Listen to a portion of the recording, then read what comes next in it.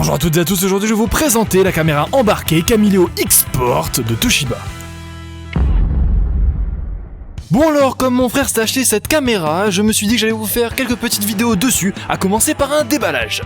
Alors, vous aurez cette grosse boîte à l'intérieur de laquelle vous allez trouver différentes choses. En premier lieu, vous trouverez la télécommande ainsi que la caméra. Ensuite, en fouillant un peu, on va trouver quelques papiers qu'on va jamais lire donc on les met de côté, et vous aurez aussi deux autocollants que vous pouvez utiliser comme vous voulez.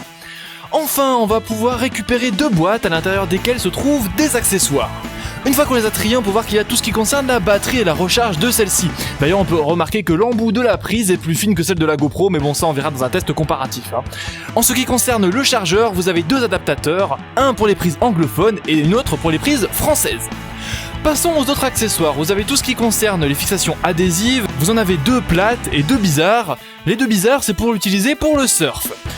Vous avez ensuite tout ce qui concerne les fixations avec vis et enfin une fixation pour casque, et la dernière c'est pour la télécommande. Ça en fait quand même, hein. Pour la fixation de la télécommande, il s'agit en fait d'un bracelet, comme ça vous pouvez toujours avoir votre télécommande sur vous. Maintenant on peut parler de la caméra.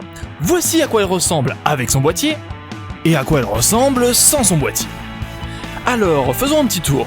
En haut, vous avez le bouton qui permet de prendre des vidéos, photos, etc. À droite, vous avez le bouton pour allumer et éteindre votre caméra. Derrière, vous avez un écran et à gauche de celui-ci, vous avez plein de boutons, mais on verra ça plutôt dans une partie test.